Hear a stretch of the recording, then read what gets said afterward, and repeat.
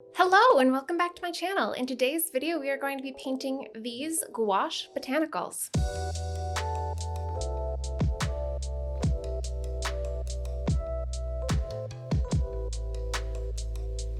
Before we get into the project, the brushes that I am using today are from the Effortless Gouache brush pack from Lisa Glanz. If you want to follow along exactly, you can purchase those following the link in the description. All right, let's get into it.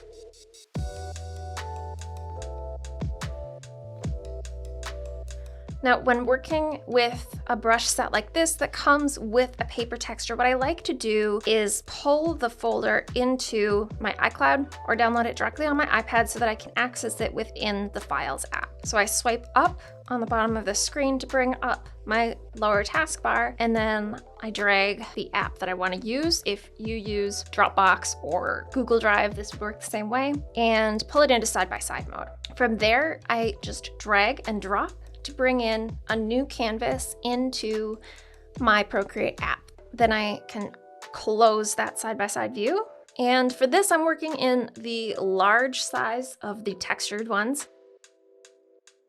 When I open the layers panel, I have the texture and paper effect here on top, and then I'm going to be drawing on layers below.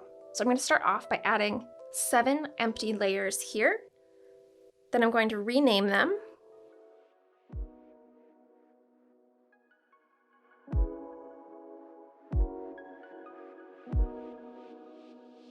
And then on my top sketch layer here, which is directly below the texture stack, we can start sketching. The color palette that I am using is my May color palette, and I'm going to choose this dark gray color. And to sketch, I'm actually just going to be using the 6B pencil from the default Procreate sketching brushes. All right, I am going to roughly sketch in the shapes of my branches, and as I go, I am going to actually be transforming some. This is the very rough portion. So what I'm trying to do is get the composition right so I'm not adjusting the placement and layout later on. I'm going to draw 2 long stems for my branches, and they will intersect here. Now on this second, less curved branch, I'm adding in just some smaller branchlets here and sketching in some rough berry shapes.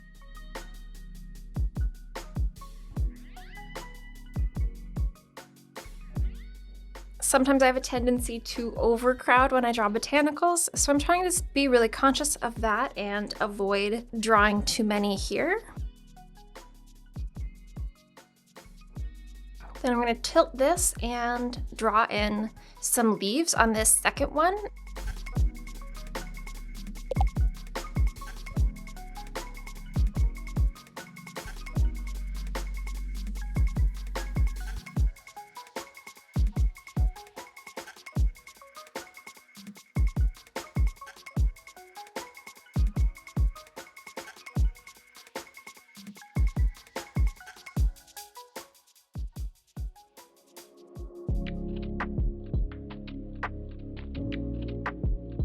So I have my rough sketch done, and now I'm going to tap the transform tool and rotate this slightly, zoom out, make sure that it is fully centered. And now on my sketch layer, I'm tapping the end to bring up the layer options here, and I'm going to reduce the opacity down to about 35%. Now I'm going to jump down to my leaves branch layer here, and going into the gouache set, I'm going to start off with the round, smooth, semi-wet brush. And for this, I'm going to choose this dark brown.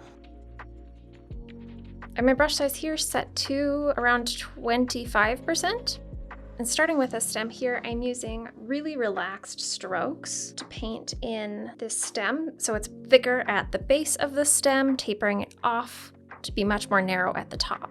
And I am using a lot of little brush strokes here because I want this to have a little bit more of that sketchy, organic look.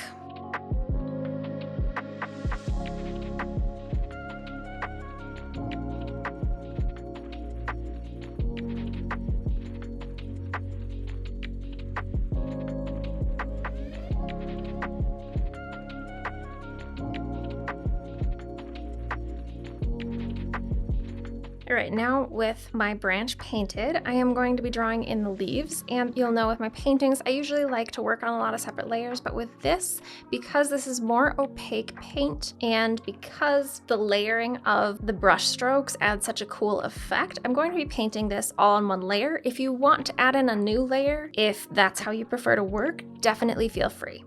Now I'm going to move on to painting the leaves with the round, smooth, wet brush. So this is more transparent. And we're going to use two different greens to paint these. So I will be using these two that are stacked right on top of each other.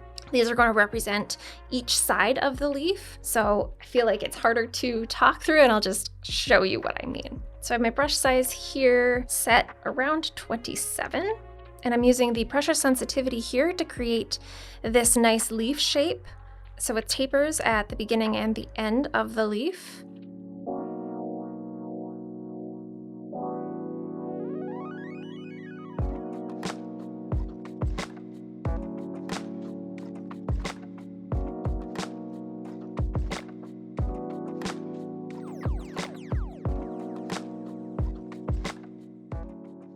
Now I'm going to switch to my other color. If you have your palette pulled out, you can certainly switch like that. As a cool shortcut, you can simply press and hold on this dot in the corner to switch between the two most recent colors used. Now I'm going to use this contrast to add in some twists to a couple of these leaves, which I did not sketch out, but using the contrasting color helps indicate that it is a different side of the leaf that might catch the light differently.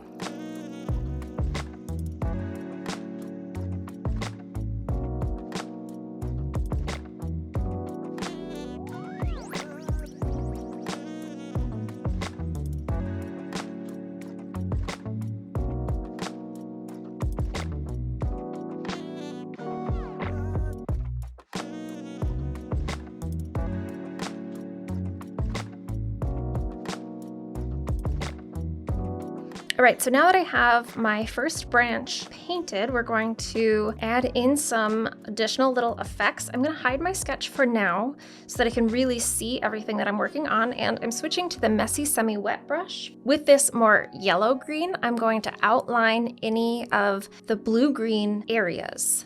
So I have my brush size set to about 2%, and I'm going to use a lot of little small strokes, and I'm zoomed way in, and I'm going to add that outline.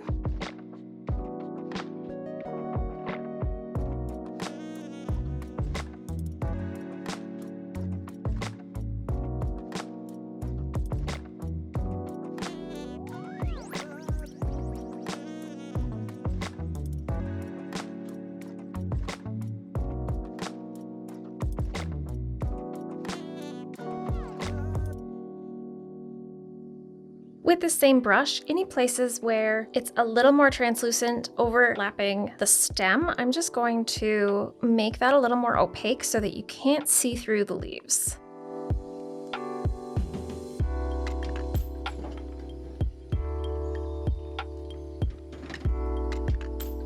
Next, I'm going to move up to my leaves detail layer, and this layer I'm going to change the blend mode to multiply. Staying on this yellow-green, which I will refer to as our primary green, and the messy semi-wet brush on this smaller size, I am going to paint in some mid-rib and vein detail on this primary green color only. So I'm starting by drawing just a line for the mid-rib, and I'm going to paint in then these stylized vein shapes.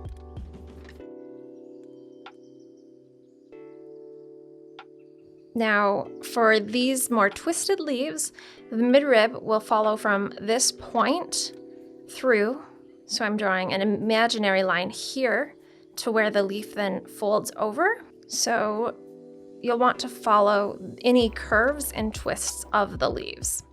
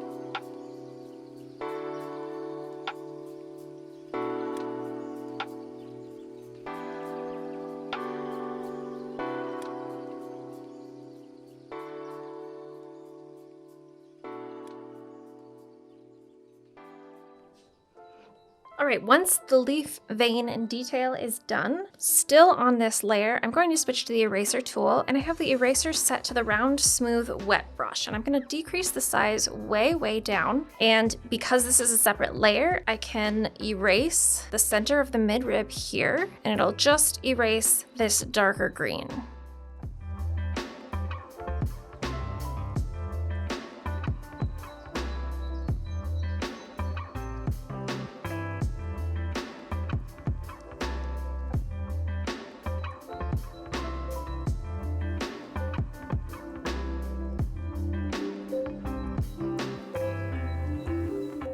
Next, I'm going to pinch to merge these two leaves layers together, and it will retain the blend mode of the bottom of these two, so it goes back to a normal blend mode. Now on this newly merged layer, I'm going to select this light pink color. Still using the messy semi-wet brush, I am adding a bright highlight on the blue-green, so the secondary green of all of these leaves.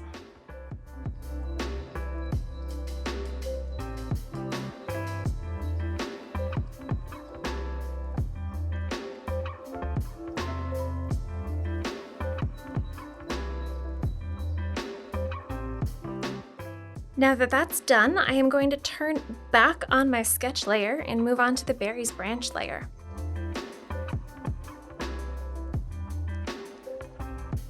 I'm switching back to the round, smooth, semi-wet brush, and I'm selecting this mid-brown color.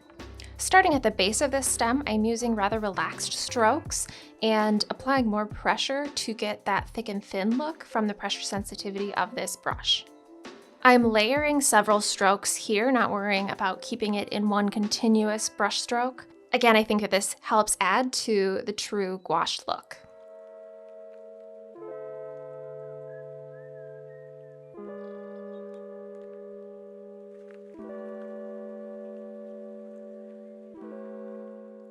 With the base of the branch done, I'm going to choose this darker color.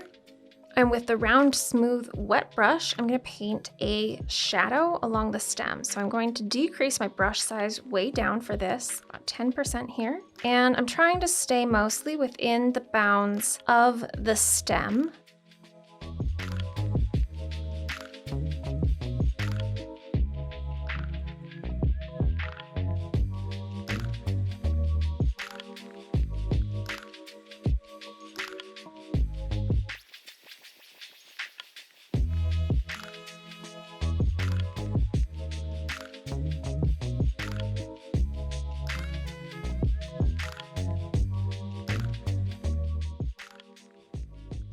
Next, I'm going to move up to the berries layer, and switching back to the round, smooth, semi-wet brush, I am going to choose a blue color to paint these.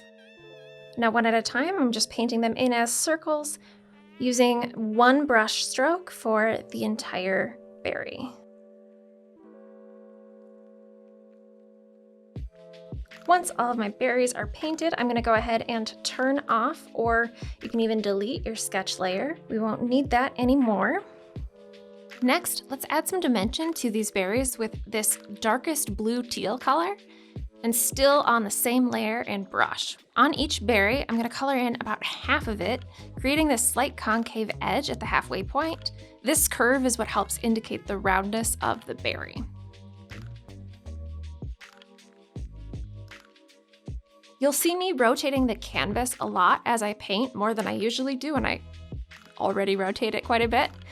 And the reason for this is that it'll help me keep the positioning of this darker color random, because on my practice version, I kept this darker bit consistently on the bottom half of the berries, and having it all placed the same looked really stiff. So rotating as I paint helps me remember to mix up the positioning of the contrast.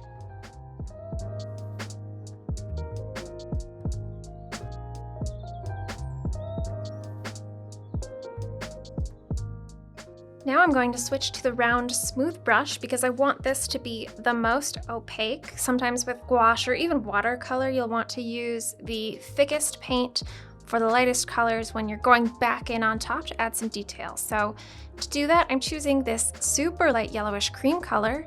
So on each berry, I'm going to use this brush to draw a smaller dot. And again, I'm varying my placement of this so that they are facing in somewhat different directions. Next, still on this same layer, I am switching to the gloopy translucent line work brush. And with this brown, which was the shadow color that we used on the stem, I'm going to decrease the size here. And I'm going to go in and add some small details, sort of like a crown on a blueberry. I'm almost just drawing little zigzags, adding some gaps in between. And this brush has a bit of a multiply effect, so it looks a little darker than it does directly on white.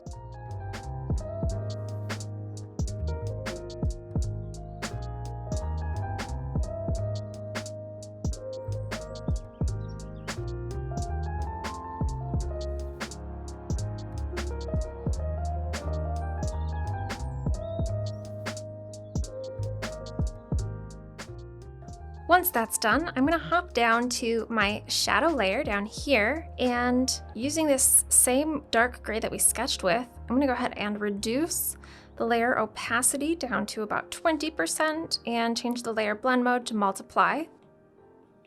And using the messy semi-wet brush, we can add in a shadow underneath. And in this example, my light source is coming from over here-ish.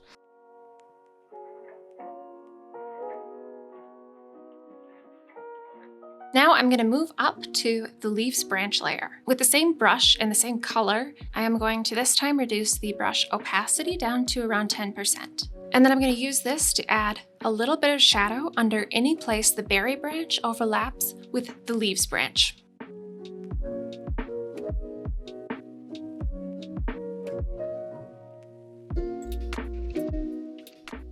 Now as a final touch here on the background texture layer, I am going to select a contrasting color. I'm going to use this purple, and one of these stamps, I think I will choose the streaky stamp.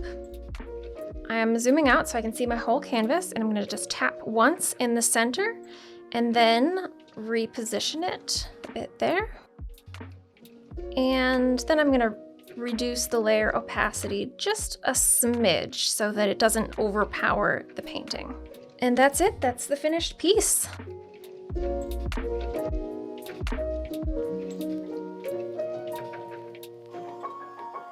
Thank you so much for watching. I hope that this was helpful. If you make this and you post it on Instagram, be sure to tag me. I'd love to see. And once more, you can snag the brush pack following the link in the description. Thank you again for watching, and I will see you in the next one.